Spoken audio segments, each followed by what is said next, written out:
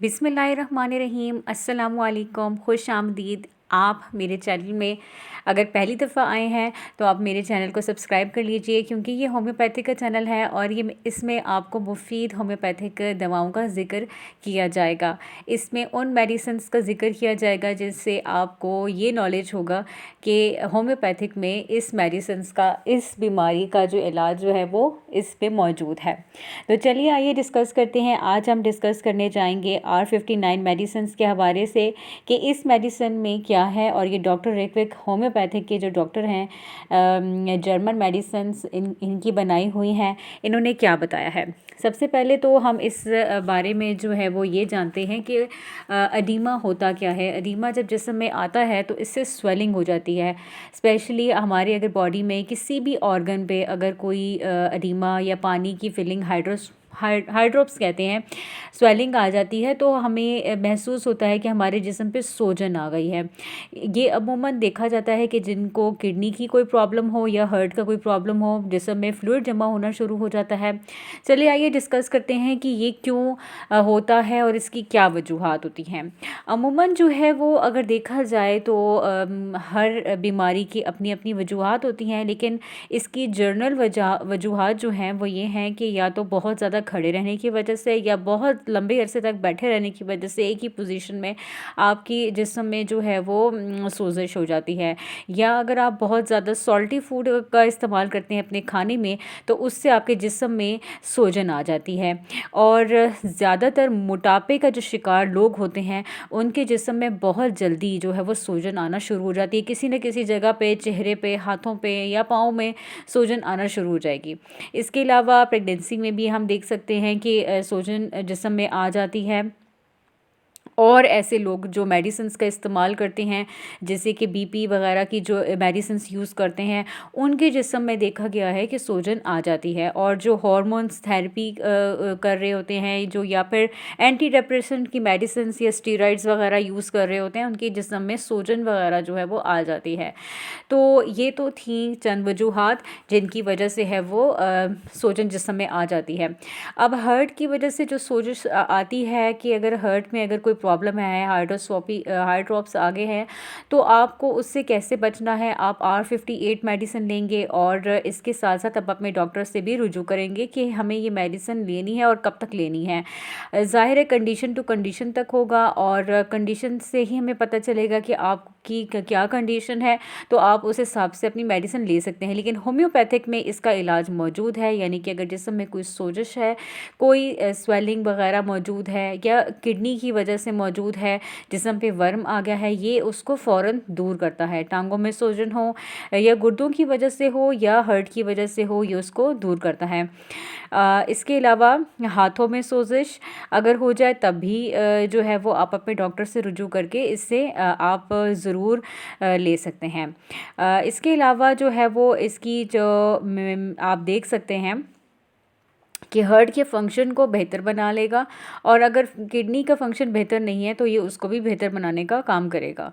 इसकी जो डोज़ है वो आप को जो है वो आपकी कंडीशन के हिसाब से दी जाएगी। वैसे क्रॉनिक केसेस में अगर आपके जिस्म में पहले से मौजूद है और आपको काफ़ी अरसे से थी, तो आपको दिन में 5 से 15 या 6 मरतबा आपको यूज़ करनी होगी और आपको डॉक्टर से कंसल्ट ज़रूर करना पड़ेगा साथ में, ताकि मैं आपको जो है वो सही तरह से आपके ये एडवाइस आपके साथ फिट हो सके।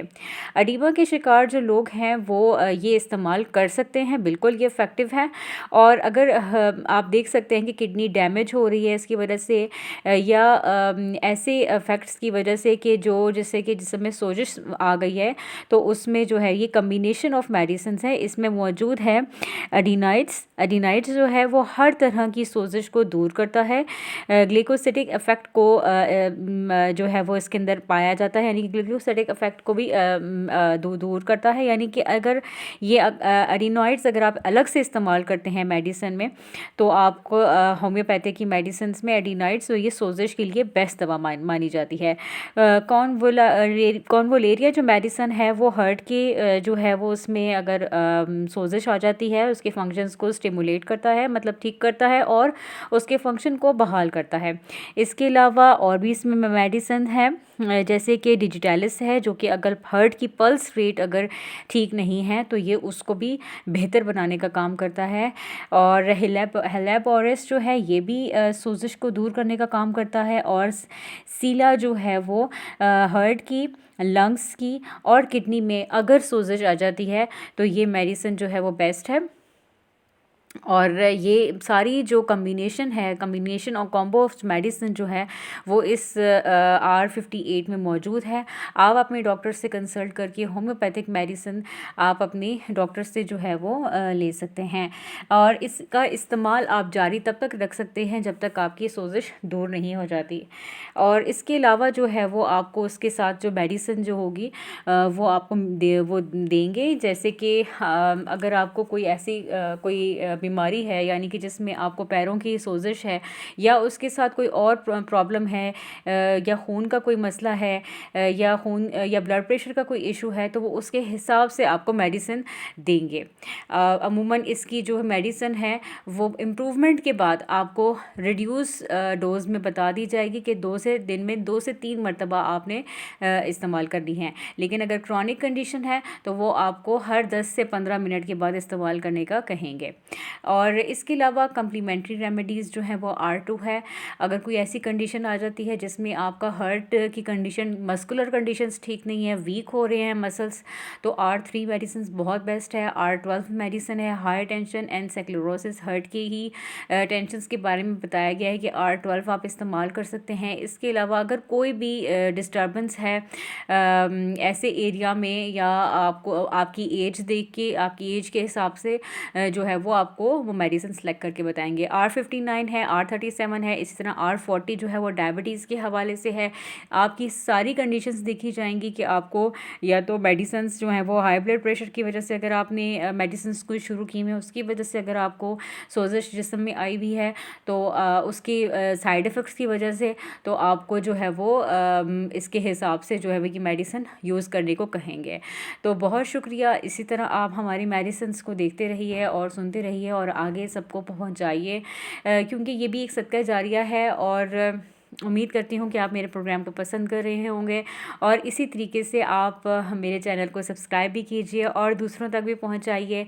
कोई भी ऐसा मसला हो आप मुझे कमेंट बॉक्स में क्वेश्चन पूछ सकते हैं, या फिर आप जो हैं वो अपने करीबी होम्योपैथिक स्टोर से जो है वो या डॉक्टर से रुजू करके अपनी मेडिसिन को ओके कर सकते हैं। Thank you so much.